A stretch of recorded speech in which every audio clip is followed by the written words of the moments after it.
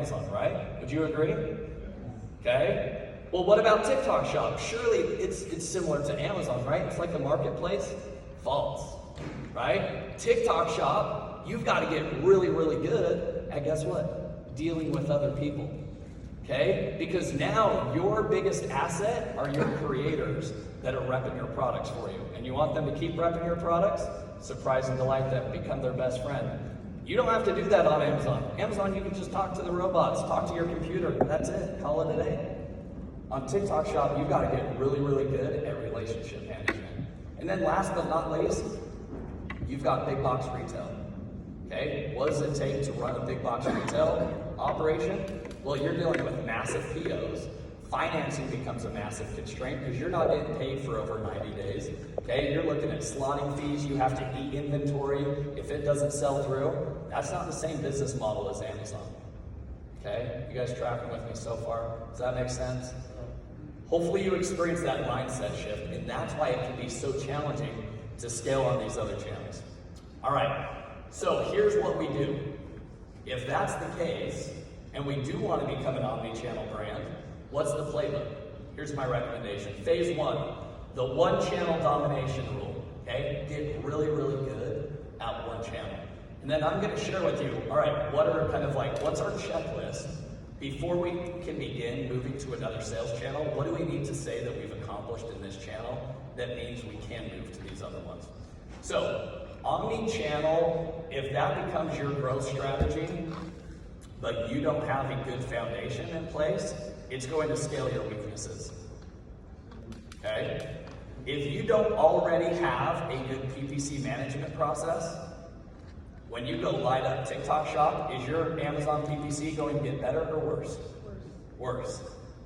If your supply chain strategies and forecasting and replenishment process is out of whack just on Amazon, if you go into retail, does it get better or worse?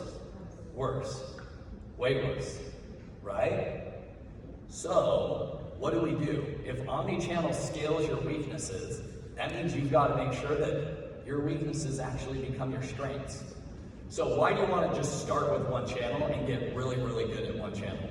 Number one, you want to establish there's an obvious product market fit, right? Can you actually sell the product? Number two, you want to have consistent revenue just coming into the business, because guess what? You are going to need to go out on a limb. Like if you want to go on a TikTok Shop, go into that knowing you're not going to make money for 12 months, right? So in the meantime, hopefully you've got some consistent revenue coming in. Number three, you've got your operational infrastructure. You know how to do PPC management.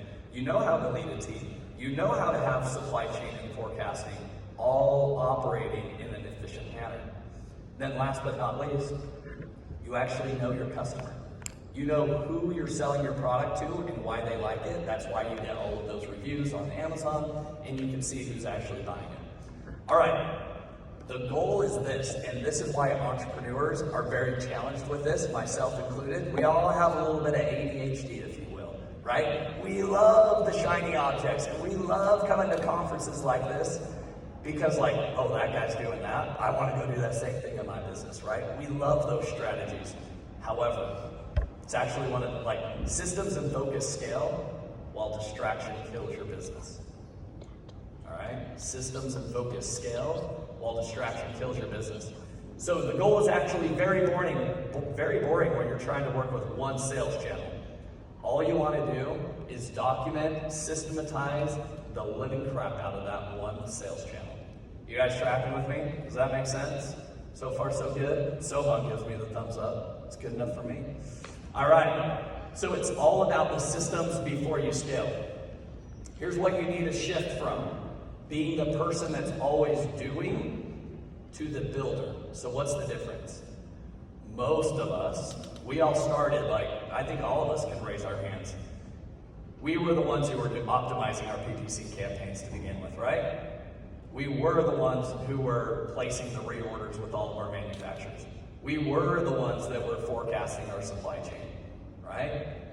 But your job is to actually build the systems, the decision points, and the processes in order to get to that point, okay? Work yourself out of the doing and give it to other team members. Easier said than done, right? But guess what? I have some ways to make that easier for you guys. So what really is a system? How do we know when we've systematized something? Here's your 3 checkpoints. Number 1, is it documented? That's number 1. Okay, written down so anyone can follow it. It's not just in your head. Number 2, is it repeatable? Meaning I get the same outcome anytime somebody executes this process. And number 3, can this be executable by somebody else? Okay, it's not good enough if just like, yeah, I have like some guidelines, here's my 5 checkpoints, but then like only Josh knows how, because he has this kind of like magic sauce, he knows how to do it. No, this is like, it's like McDonald's, right? Anybody can go in there and build a burger because they basically turned it into a process, right? That's the goal that you're going for. What to do, if you want to build that machine, is you've got to buy back your time. So how do you buy back your time? The first milestone is you getting rid of PPC off of your plate, or inventory off of your plate, supply chain, forecasting, operations. It doesn't matter what it is, but getting that off of your plate. You want to get to a point where you're only working in the business, maybe 5 to 10 hours a week. Right? You're green lighting certain projects, red lighting others, but like that's the goal. That's the goal. So if you want to buy back your time, this is my YouTube video, and some of you have seen this presentation. I have a 7-step process of how we find management level staff from anywhere in the world. This is the same process I execute whether I want to hire somebody here in the US or I hire somebody anywhere. And most of our team, by the way, is located in the Philippines. And I would argue they would run circles around any of you in their PPC processes or in their supply chain forecasting processes. Like, they're that good. Like, these aren't VAs. These are like MBA graduated individuals that are extremely smart. Do you think the US has a monopoly on only smart people? BS, right? Okay, so that's my process, so follow it. So when are you actually ready to scale? Does anybody want to know that answer? What's the checkpoints that we know we want to scale? Here we go. These are the 3 readiness signals. Number 1, you've got a predictable core channel that is working and it is being operated with your team where you're only involved 5 to 10 hours per week. Number 2, you've got your systems in place and your team is executing. You guys tracking with that? Would you agree? Disagree? Okay. What questions do you guys have so far? We're not done yet, don't worry. But what questions do you guys have so far? So I need a drink of water. Somebody ask me a question. How long should that take? How long does it take? It's a great question. It goes as fast as you want to work in the process, right? How adamant are you about documenting and recording your processes? If you want to know the best hack to get your processes documented, do the exact thing that you're trying to hire out for, do it 6 times, and when you do the thing, turn on Loom and record yourself talking out loud and sharing your screen. This is why I'm clicking on this. This is why I'm making this decision. Then guess what? You take that, upload those transcripts, all 6 of those, whatever you're doing on a weekly basis, to ChatGPT. Guess what it's going to build out for you? An SOP, a playbook. You don't have to be the one who builds your SOPs. You just need to be the one that's like, this is how I'm doing it. By the way, this is why I'm making this decision here. But then there's a nuance over here, so I made a different column over here. Go ahead, Saad. What were the exact things that you systemized and delegated in Amazon before you were able to buy back time to turn on TikTok Shop? Yeah, great questions. So he asked, what did I have to systematize before we were able to turn on TikTok Shop effectively? Number 1, PPC was handled internally inside of our business, right? And it was running flawlessly for Amazon. Number 2, we had supply chain locked down, right? That's one place like e-commerce brands go to die. Order too much inventory and see what happens to your business, right? The next thing that we had locked down is we had really good operations, like all of the people building our listings. And then last but not least, the most important thing for any brand on Amazon, always be launching, We had a product R&D team, always finding new products. It was a system, it's a process. We're always launching new products every single month. Now I can go focus on something else. Go ahead. What are the things that you're doing in those 5 to 10 hours? Like, what are the things you kept? Yeah, one of the things, so I'll actually go into this right here. Great question. How to know whether your team is winning or losing. So this is where I spend my 5 to 10 hours a week, even right now on Amazon. It's this. You want a CEO dashboard in your business so that you log in every single day, or for me it's once a week on Mondays. This is when I do most of the work. And what I'm doing is I'm going through all of the leading indicators. Notice how I said leading indicators, not lagging metrics. If you watch this video, this YouTube video, it will explain that a little bit more. But I'm managing the leading indicators for every single team member. I know who's on target, completing their tasks, and achieving the goals, and the ones that are off track. Okay? And then I'll have one-on-one calls that I set up with my leaders, and so I'm involved in one-on-one meetings on Mondays, leadership calls on Wednesdays to help give feedback to the leaders that are actually running these teams. Does that make sense? Okay. All right, let's go to phase 2. We're now moving into stage 2. We've got Amazon lockdown. One last question. One last question. How many people are on your team? 35. How many? 35 team members. 35. All right, marketplace expansion. This is what I would argue is the unsexy, but the next easy channel to get on. And why would I say that? It's the easiest way to grow, quote unquote, if you started on Amazon. Why? Because launching onto Walmart, to Shein, to Temu, to Target, to eBay, pretty darn simple, right? There are other marketplaces. You can basically copy and paste your Amazon listings. Now, I know there's nuances with Walmart and with Target and things like that, but those are easier nuances to handle.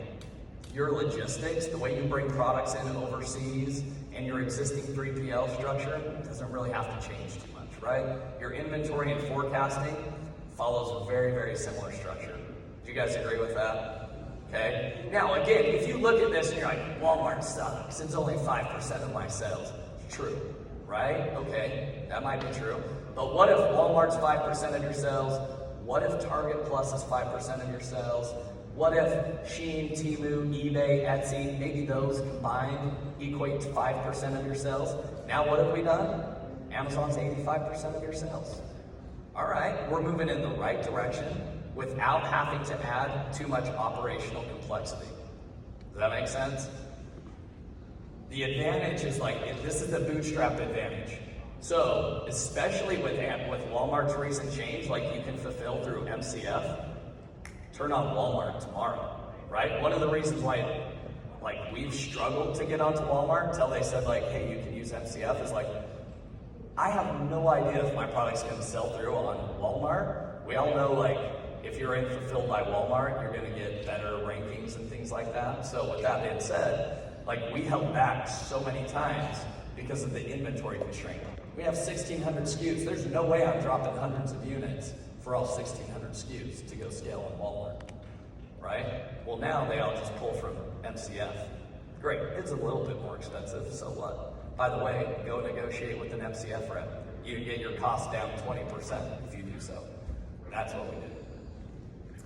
Not every marketplace is gonna be the right fit. That's okay, right? Just because Shein does a lot of clothing doesn't mean it's a bad place to sell bathroom accessories. Not necessarily. You could still pick up some sales, right? Stage number 3 is going to be international expansion. All right. International expansion looks easy on the onset, right? But those of you who have expanded internationally, you know that it comes with its own complexities and challenges.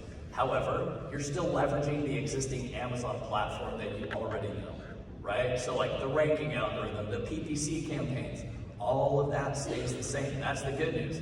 But what has to change? Obviously your logistics. You're gonna have to build a little bit more support around there. Your operations, you're now having to deal with taxes and compliance in different countries that you've never had to deal with before, right? So yes, it does add a little bit more complexity, but it's still part of the core channel that drove your revenue to begin with. All right, now let's get into the fun stages, all right? After I've completed stages 1, 2, and 3, by the way, we've never expanded internationally. So just because I just laid this all out for you guys, like again, speaking to myself back in 2017, but like this isn't like you have to follow this or else you will fail, right? These are guidelines, but we have not expanded internationally for various reasons. Go ahead, Amy. A question about stage 2. Yep. So I get that it's easy to go from Amazon to like Walmart, Shein, that kind of stuff because it's very similar. We can copy paste listings. But what I found with my own brand and some of my clients' brands is that each of those channels also comes with expenses. Like you're running PPC on those channels, you're trying to grow on those channels, and it's not always worth it, right? Sometimes your overhead is more because that 5% of sales, it's not enough to make up for how much you're spending. So I ended up pulling my products from Walmart because I ran the numbers. I gave the good old college try, but it didn't make sense. So are you recommending that they copy paste to all these channels or do one at a time? Because I feel like if stage 2, we're just expanding to all that, we're now PPC all those channels, and you can easily spend a lot more and not be as efficient, just like you weren't efficient on Amazon until you got those things into place. What does it take to be efficient, and is it worth it if it's only that 5% or 2% of your sales? Yeah, great question. So ultimately, when you are scaling onto those different sales channels, you need to make sure like the juice is worth the squeeze. So one of the best, like if you just copy and paste your listings, anticipate getting like 0.1% of your sales on Amazon, right? On those other sales channels, because like, yeah, Walmart has a different ranking algorithm, all of that. So what I've done is like, I take some of my best brand managers on Amazon that manage the PPC, and it's like, go learn Walmart, right? Go learn. It's not as complicated. It's like, but you already understand the ranking algorithm and things like that, so that you're then going to go learn it for Walmart and go do that. So am I lighting all of these up all at the exact same time? No.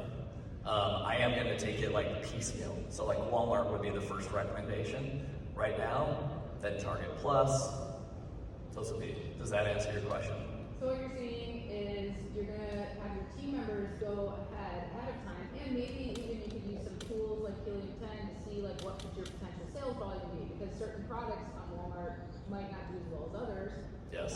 So you could do a little bit of research first, run the numbers, have your team do some research, and then only move when you think it's I'm going to test it out, right? Like our biggest surprise is like when we went on to Shein, like my goodness, Shein started kicking off like $10,000 in sales like per day, and I was like, what is going on? And then like it is a whole story with Shein, but it's just test, like light it up, and it was just copy and paste at first. So first recommendation is like first copy paste, launch, see what happens. It's not going to cost you a whole lot, but then if you want to become an expert in Walmart, it does require having like team members overseeing that. And the best thing is, take your Amazon team members and applying them there, because you have existing processes in Amazon, you backfill that a lot easier. Okay. All right, so TikTok Shop. Here's the reality of TikTok Shop, right? You have to have a constant stream of fresh content coming in, always. You have to have active affiliate recruitment all the time. Aggressive promotions, ongoing price testing, a team or a creator network that are actually dedicated to the channel, okay? It's not easy and it's not always predictable, but when it works, there's nothing else that compares to it. So that's why you hear so many brands talking about TikTok Shop, but the fact of the matter is less than 10% of brands going on the TikTok Shop are successful. And of those 10%, 90% of them are not profitable.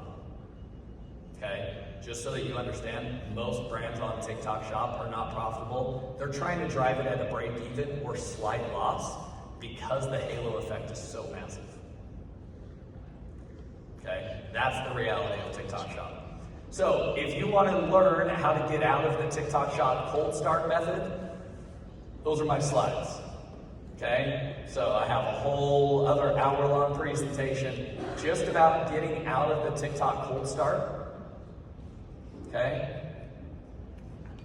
Then, if you want to see what Becca and I talked about on Thursday, that whole presentation, right here. Okay? Which is, how do you operationalize this? How do you systematize this to where TikTok does become a little more repeatable and less dependent upon virality? But here's the real value of TikTok Shop. It's not another revenue channel, it's twofold. Number one, demand generation. Yes, top of funnel, brand awareness. Okay, check, everybody's aware of that. Number two, this is the most overlooked feature of TikTok Shop that nobody's talking about. You ready to hear it? This is the most misunderstood channel. This will tell you what message resonates with your freaking audience. What do customers, when people go to TikTok Shop, or sorry, just to TikTok, and they're browsing on their phone, are they going there to buy a product? No, they're not. What are they doing? They're going there to be entertained. So that means if a creator creates a video that is so good that they stop, they watch it, and then buy the product, holy crap, that's got to be a good enough hook and a pain point that they touched upon that somebody's pulling out their wallet in the middle of trying to be entertained. Does that make sense? So, guess what you can see? In TikTok Shop, they have this lovely feature that will show me the 2-second hook rate for all of my creators' videos. And then I can come in here, anything that's above 50%, by the way, of a hook rate, means it's gonna scale on Meta. Done, tested, hundreds of times. Okay? So now that we've got TikTok Shop running for us, easier said than done, is a lot of work. I told you guys, I warned you about that on Thursday. But once you've figured out TikTok Shop, now Shopify becomes easy. And why does Shopify become easy? Because you have the content engine and you know the exact pain points that are going to stop people in their tracks. Because what do you have to do on Shopify? It's not the same as like build it and they will come like it is on Amazon. It's build it and nobody will come. Right? It is build it and then figure out how you're going to get people to come. So how do you get people to come? Well, on Meta, running your ads. And where do you get your ads from? Ding, ding, ding. TikTok Shop. Right? So, when does Shopify work? Number one, your creators are proven. Okay? TikTok Shop helps. You know your customer. TikTok Shop will help that. And you have your reviews from Amazon. Your AOV is $60 or higher. Who has a product that's $60 or higher on Amazon right now? Raise your hand. Okay, that's good news. Raise your hand if you have a product that's less than $60 on Amazon. All right, that's most of the room. Guess how much my highest selling product, like my products are? My highest product, $25 on Amazon. And then you're like, well, why are you killing it on Shopify? You just told me your AOV needs to be $60 or higher. How in the world are you doing that? What? LTV. It's not even LTV. Bundle. We'll talk about that. Your product is either a subscription or it's consumable, or customers have to buy multiple products that they could or should buy over the course of 12 months, meaning LTV, customer lifetime value. Okay? So let's talk a little bit more about this. We're going to go quickly through this. All right? Create ads in Meta. So what you do is you take those ads that went viral on TikTok Shop, and guess what? If you follow my playbooks, you're going to have usage rights for those videos. You spin them up on Meta. You create a dedicated landing page. And guess what? There's no header, there's no exit button, there's no search feature. You can either do one of two things. You can either buy or you can leave my website. Because if you don't buy, or if you don't create a landing page, if you just send them to your homepage on Shopify, you will fail. I promise you. Promise. Without a doubt. Okay? So here's how you turn a $25 product on Amazon to over $100 AOV on Shopify. You build bundles. On my website, you cannot buy my product on its own. I force you to buy multiple products if you want to check out on Shopify. Okay? So that also helps me with Amazon. I never lose the buy box either, because I'm not selling like-for-like products. Okay? And then we're going to value stack. It's the Alex Ramosi $100 million offers. right? Give them an offer that they cannot refuse.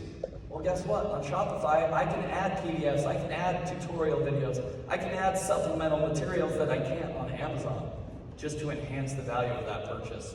Okay, and then I'm going to offer multiple upsells before checkout.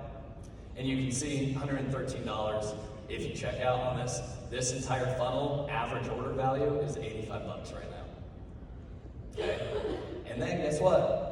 Turn your non-subscription products, my products, people don't need to buy them over and over and over again. Typically it's like you buy it once and you're good.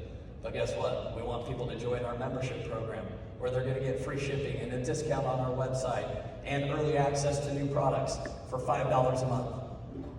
Great, now I've got $5 a month coming.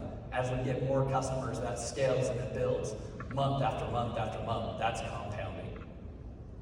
Okay, so here are the bottlenecks on Shopify for your success. Number one is the offer. Okay, if you have a crappy offer, you are not going to succeed on Shopify. So what do I mean by that? Take a look at some of the best D2C brands. If you watched Matt Clark, he mentioned some great brands. Here are the brands that we emulated, okay? Magic Spoon, okay? Who thinks that Magic Spoon should be selling boxes of cereal on a D2C website and killing it? Does that make sense to sell a freaking box of cereal on D2C? Heck no. But what do they force you to do? The minimum you can buy is a pack of 4, then a pack of 6, then a pack of 8, right? So they're incentivizing you to buy more. That's how you can sustain a CAC, customer acquisition cost, on Shopify of about $40 is the average right now. Okay? Jolly Coffee, another really good example. All right, here's the creative bottleneck. Okay? On Shopify, you need to get really good at 2 things: offer and then creative. So how do you get really good at creative? Number one, you can go check out all of my ads too. Go to the Amazon ad library, Meta ad library. You can go look at any brand's ads. And the top ones are the ones where they're spending the most money. Okay? And guess what? Going back to TikTok Shop, I'm gonna go pull up any of the hooks that have over a 2-second hook rate that's over 50%. I'm gonna go light those up. So now the creative is no longer a constraint. It's no longer the bottleneck. Stage number 6 is retail. It's as a scale amplifier. So retail is where brands become real, right? Customers trust your brand more.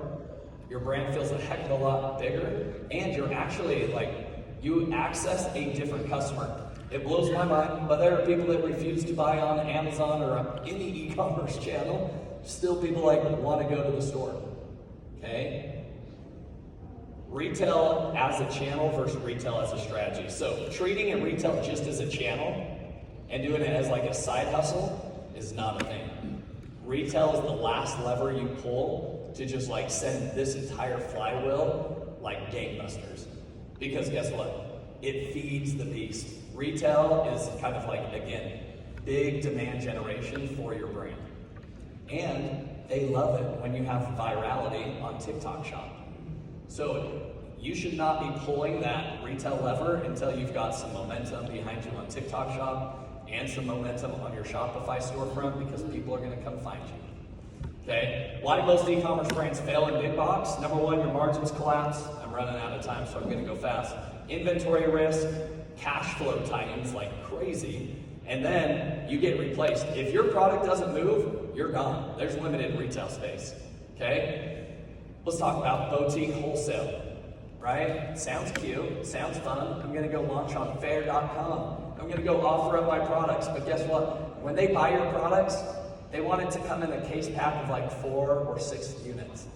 Are you kidding me? If I was selling case packs into Amazon AWD and being charged the per carton fee of 4 to 6 units, you're screwed, right? Most of us know that, right? So when you execute the boutique wholesale strategy, you're disrupting your entire supply chain that built your e-commerce brand. Okay? So understand that before you want to pull the boutique wholesale route. So use it as a strategic role. brand awareness at scale, demand multiplication, and it establishes credibility for you. So when are you ready for retail? You've got consistent online sales. You've generated your own demand, meaning from TikTok, social channels.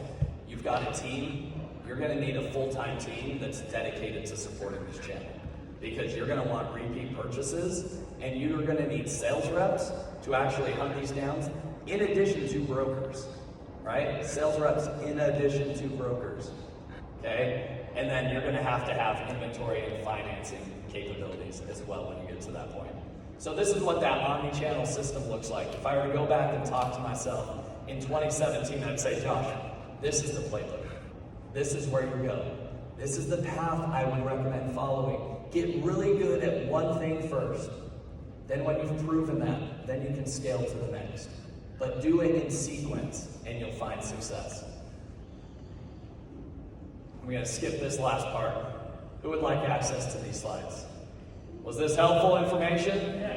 Okay, if you want access to these slides, because I grew up in the good old days of Amazon where I could incentivize my reviews, I'm going to incentivize you guys to leave me a review on my podcast. How's that sound? So if you all pull out your phones real quick and go to my podcast, Ecom Breakthrough, Ecom with 2 M's, all right? Pull it up on Apple, on Spotify, it doesn't matter.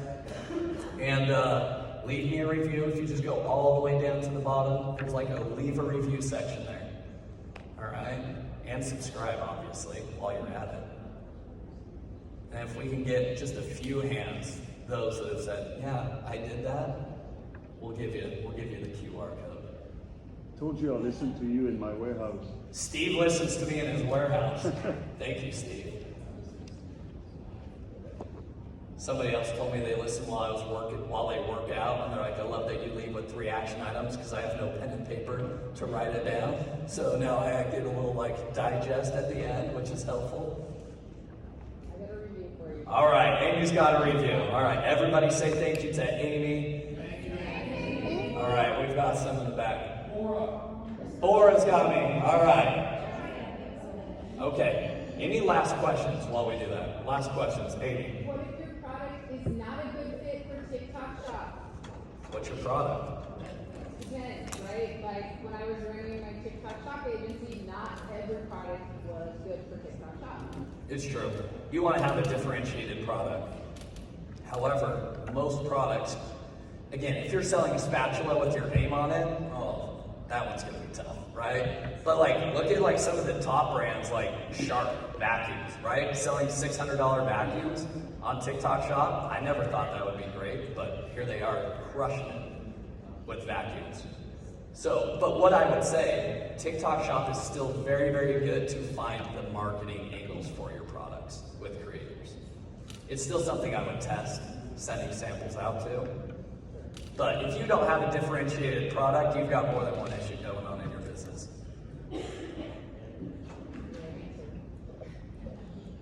Any last questions? Tim's ready to yank me off the stage. He's staring into my soul right now. All right. There you go, guys. Thank you.